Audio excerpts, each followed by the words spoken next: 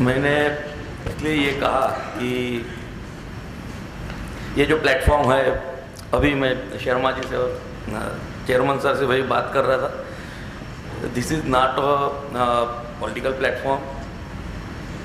ये एक ऐसा प्लेटफॉर्म है कि जहाँ आप यंगस्टर सब यहाँ इकट्ठे हुए और बात मेरी रखने के बजाय आपके साथ कुछ इंटरेक्शन हो, क्योंकि आज 2 दिन में पूरा इतना लंबा शेड्यूल है कि बहुत सी बातें छूट सकती है। आप देख रहे हैं कि मैराथन चल रहा है, करीब करीब एक आता है जाता है, बहुत स्पीडली सब चल रहा है, इसलिए कि आगे बहुत सी बातें हैं।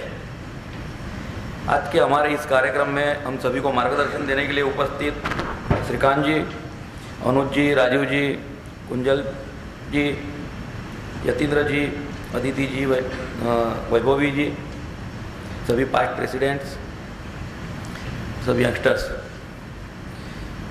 वैसे आज का दिन नवरात्रि का पहला दिन है। भारतीय परंपरा में शक्ति की आराधना अगर कहीं होती है, किसी दिन होती है, तो वो नवरात्रि में होती है। और ये देखा जाए तो गुजरात की कल्चरल कैपिटल को ये तो बड़ौदा है। और आज के दिन, नवरात्रि के दिन मैं आपका सभी के तहे दिल से हार्दिक बधाई देता हूं और अभिवादन करता हूं कि आप बड़ौदा आए हैं। मैंने अभी चेयरमैन साहब को बताया कि 2 दिन का उपयोग ऐसा हो कि रात को सभी नवरात्रि के गरबे देखने जाए, क्योंकि पूरे दुनिया में सबसे अगर कोई गरबा होता है तो सिर्फ गुजरात में, और गुजरात में भी बड़ौदा में होता है, और Guinness book of world record में भी उसका नाम गया हुआ है। तो आप सभी को मैं न्योता देता हूँ। मित्रों, इसके साथ साथ हमारे लिए बड़े सौभाग्य की बात है कि पूरे दुनिया में सबसे यूथ कोई कंट्री है, कोई नेशन है, सबसे जवान कोई देश है तो भारत देश है। इसे देखा जाए तो इतने 125 करोड़ की आबादी में अगर 40-45% अगर यंगस्टर्स है और उनको एक दिशा में लाने का काम, मेरे परसेप्शन में अगर देखा जाए, शर्मा जी ने बहुत अच्छी एक बात रखी थी, गांधी जी की, महात्मा गांधी जी की बात कही थी। तब यूथ को एक दिशा में लाने का काम महात्मा गांधी जी ने किया था, और ऐसा दूसरी बार काम हुआ अन्ना हजारे जी ने किया। पूरे यूथ को एक दिशा में आगे निकाला, और उसके बाद ऐसे देखा जाए तो वो बहुत अनफॉर्चुनेट इंसिडेंट था, निर्भया का इंसिडेंट। पर देखा जाए तो निर्भया के इंसिडेंट्स के बाद उनका बलिदान व्यर्थ नहीं गया है। मीडिया के कारण छोटी सी बात भी अगर कहीं होती है, 24/7 मीडिया चलता है, इसके लिए इमीडिएट बाहर आ जाती है, तुरंत बाहर आ जाती है। पर निर्भया के ये जो एक हम कह सकते हैं कि बहुत बुरी बात भारत देश में हुई, पर उसमें अगर कुछ अच्छा देखा जाए तो हमारे सब यूथ भी एकत्रित हो गए, और उसके साथ साथ ये जो क्राइम, डोमेस्टिक क्राइम भी जो बढ़ रहा था, उसमें भी कहीं ना कहीं रोक लग गई है। तो अब जो दिशा में युद्ध जा रहा है, और ये जब वेस्टर्न रीजन का है, तो वेस्टर्न रीजन में मैं वही बात कर रहा था शर्मा जी से, कुछ अच्छा एक कॉम्बिनेशन सा होता है। जैसे हम सभी जानते हैं कि बॉम्बे फाइनेंशियल कैपिटल है, महाराष्ट्र। देखा जाए तो गुजरात आज जबकि पूरे देश का जीडीपी है 4.5-4.5% जा रहा है, और गुजरात का 12% है। अपने आप में एक देश, एक कोई छोटा सा अगर देश है, इसी ताकत से आगे उभर रहा है। और ऐसा एक राज्य है कि जिसमें गुड गवर्नेंस के लिए, क्योंकि हम सब बिजनेस लाइन से, कॉर्पोरेट लाइन से आए हुए सब है, यूथ है, कोई भी अगर बिजनेस करना है तो उसमें बिजनेस एथिक के साथ साथ गुड गवर्नेंस चाहिए।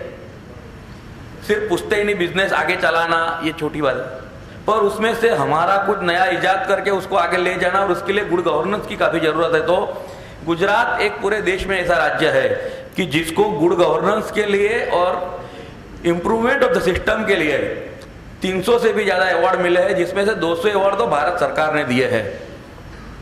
बावजूद कि यूपीए सरकार है और नरेंद्र मोदी जी यहाँ है, फिर भी, क्योंकि जो भी पैरामीटर तय किए जाते हैं पूरे देश में बिजनेस के परसेप्शन में, कुछ भी नया करने की बात अगर आती है तो उसकी शुरुआत गुजरात से होती है। तो एक रोल मॉडल के हिसाब से गुजरात है। साथ में वेस्टर्न रीजन में हम देखते हैं कि मध्य प्रदेश है, तो मध्य प्रदेश अब ये एक ऐसा स्टेट हो रहा है, हम जिसको एग्रीकल्चरल कैपिटल कह सकते हैं। 18% उसका एग्रीकल्चरल ग्रोथ रेट है। और साथ में गोवा है, तो गोवा क्या है, टूरिज्म कैपिटल है। आज देखे जाए तो कहीं से भी परदेश से लोग आते हैं तो कहाँ आते हैं, चलो गोवा जाते हैं।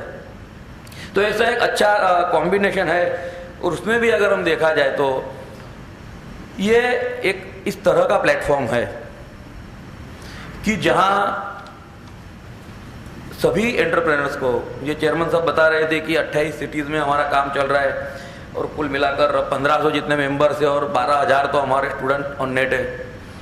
तो ये एक ऐसा प्लेटफॉर्म है कि जिसमें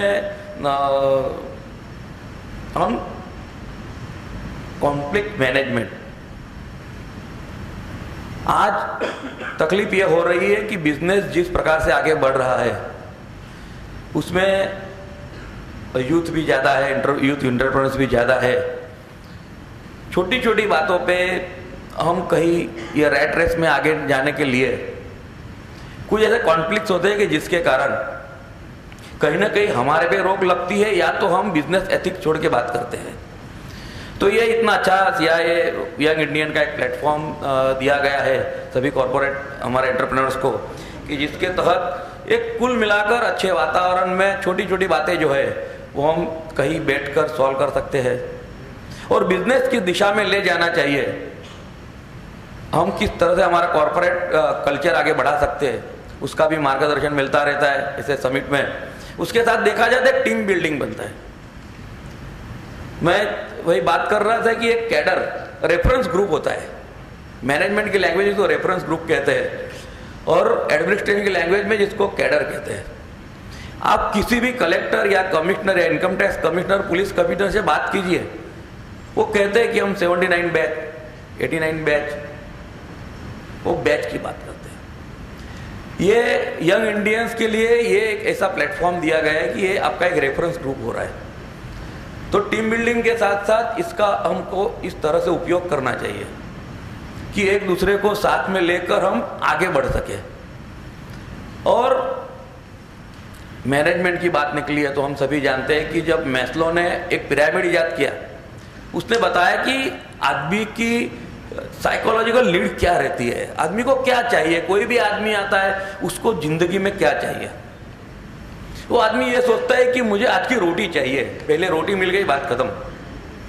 अगर रोटी मिल गई है उसको ऐसा लगता है कि मुझे रोटी मिल गई है, तो कहता है कि रहने के लिए जगह चाहिए।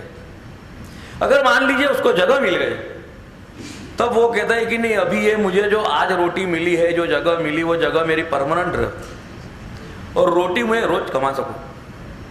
वो फोकस करता है, उसका साइकोलॉजिकल उसका माइंड सेट हो जाता है कि नहीं, मुझे अभी इसी दिशा में आगे बढ़ना है।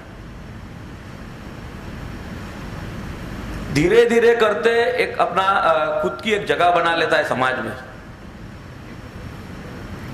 बाद में वो जो कर रहा है उसका एप्रिसिएशन होने लगता है। मुझे लगता है कि आज यहाँ सब जो एंटरप्रेन्योर्स है वो सेल्फ एस्टीम की स्टेज पे है। अब हमें ये सोचना है, सेल्फ एक्चुअलाइजेशन करना है कि हमने जो अभी तक पाया है वो किस प्रकार से पाया है। अब हम इनमें से हमारे समाज को क्या दे सकते हैं। एज अ यंग एंटरप्रेन्योर आपने बहुत अच्छा बिजनेस डेवलप किया है। कई लोग ऐसे हैं जिनको मैं जानता हूँ, जैसे हमारे दोस्त गोल्डी साहब है, दोपहर को 4 बजे के बाद क्लब में ही होते हैं, स्पोर्ट्स एक्टिविटी में होते हैं, बैडमिंटन खेलते हैं, टेनिस खेलते हैं। हमको ये तय करना है कि हमको जिंदगी में कितना आगे जाना है। वो जिंदगी ना मिलेगी दोबारा में कैटरीना कहती है ऋतिक रोशन को कि आप कब सेटल होना चाहते हैं, आप क्या चाहते हैं। तो बोले भाई बहुत पैसा कमाना चाहता हूँ। और रात को जब चलने निकलते हैं तो वो कहते कि तुमको पता है तुम कितना आगे रहने वाले हो। अगर इसको पॉजिटिवली हम लेते हैं तो काम करते करते, एक पैशन से काम करते करते हमको कुछ करना है, कुछ लेना है, कुछ देना है। लेने के लिए हमारा एक सप्लाई चेन मैनेजमेंट है, हमारा एक कॉर्पोरेट कल्चर, एक स्ट्रक्चर है, उसमें से हमको लेना है और सोसाइटी को देना है। क्योंकि अगर हम ये सोचेंगे कि नहीं हम बहुत बड़े हो जाएंगे ना बाद में कुछ करेंगे, इसके साथ साथ खुद के लिए थोड़ा सा टाइम निकालना है। हमें इतना भी नहीं दौड़ना है कि सुबह 6 बजे से रात को 12 बजे तक काम करना है और थके आ रहे घर पे आ गए, फैमिली घर पे बैठे है, वो चिल्लाते रहते कितना काम कर रहे हो। वैसे अभी एक अच्छा, हमारे गांधी साहब भी यहाँ, एक अच्छा कल्चर आ रहा है कि अदिति जी भी यहाँ है, तो बेटर हाफ भी अभी बिजनेस में आने लगा है, सपोर्ट में आने लगा है, तो घर की भी बातें कभी कभी ऑफिस में ही हो जाती है। फिर भी ऑफिस और घर को थोड़ा सा अलग कर अपने लिए, समाज के लिए, फैमिली के लिए समय निकालते हैं, क्योंकि अब इसके इन सभी अच्छी बातों के साथ साथ हमारे यहाँ एक जो बहुत बड़ा कंफ्यूजन है यूथ में, वो है लीडरशिप क्राइसिस। किसको देखें हम और क्यों देखें, किसको हम हमारा रोल मॉडल बनाए, क्योंकि ये जो स्ट्रेंथ है वो स्ट्रेंथ अगर सही दिशा में नहीं गई, अगर ये डिस्ट्रक्टिव नहीं भी होती है और पैसिव भी हो जाती है, तो भी ये देश का नुकसान है। क्योंकि कुछ चीजें ऐसी होती है कि जो बाहर निकलनी चाहिए, जो बाहर आनी चाहिए। कोई अगर अपनी ताकत अंदर धरो कर बैठ रहता है तो उसका फायदा ना तो उसको होता है, ना समाज का, ना देश को होता है। तो रोल मॉडल एक हमारा कंफ्यूजन है। पर अगर आप आंख बंद के देखें, आंख बंद करके अगर सोचते हैं, जैसे हमारा कॉर्पोरेट कल्चर का सबसे बेसिक फंडा यह है कि लोगों को हम कुछ जॉब देते हैं, उनसे काम लेते हैं पर जॉब देते हैं, एम्प्लॉयमेंट देते हैं। अभी मैं आ रहा था तभी बात कर रहा था कि पूरे देश का जो एम्प्लॉयमेंट है उसमें से 70% एम्प्लॉयमेंट गुजरात गवर्नमेंट से जा रहा है, गुजरात से जा रहा है। अब देश को कहीं और आगे बहुत दूर सोचने की जरूरत नहीं है। जब गांधी और चर्चिल की जब बातें होती थी, गांधी जी कहते थे कि हमको बस आजादी चाहिए, तो चर्चिल ने ये कहा कि देखिए गांधी जी, लोगों को वही मिलता है जो उनकी सोच है, जो उनको चाहिए। डेमोक्रेसी की एक गंदी व्याख्या ये भी होती है, परसेप्शन ये भी होता है कि people get what they deserve. तो हमारा यूथ जो है, ये आप सब यहाँ इकट्ठे हुए, उन्होंने ये तय करना चाहिए कि हमें क्या चाहिए, क्योंकि हम जो सोचेंगे हमें ये चाहिए वही हमको मिलेगा। क्योंकि इसमें गुड गवर्नेंस के साथ साथ दूसरी बात ये होती है कि हम सभी देख रहे हैं अब डॉलर के मुकाबले रुपया कहाँ जा रहा है और किस प्रकार से जा रहा है। सुबह पेपर खोलते तो पता लगता है कि 3.5 रुपया बढ़ गया, फिर 4 दिन के बाद पता लगता है कम हो गया। बढ़ा क्यों पता नहीं, कम क्यों हुआ पता नहीं। तो इन सब कंफ्यूजन में से हमको हमारा रास्ता निकालना है। और ये 2 दिन का जो समिट है, मुझे लगता है कि इस प्रकार के समिट से सभी यंगस्टर्स को भी एक दिशा मिलेगी और साथ साथ ब्रेनस्टॉर्मिंग होगा। जो टॉपिक्स दिए गए हैं उनमें ब्रेनस्टॉर्मिंग भी होगा। आपको फिर से सभी को मैं खूब खूब अभिनंदन करता हूँ। और आज फिर से नवरात्रि 2 दिन आप यहाँ के गरबे देखने आए, ऐसा मैं आपको न्योता देता हूँ। अस्तु भारत माता की जय, वंदे मातरम।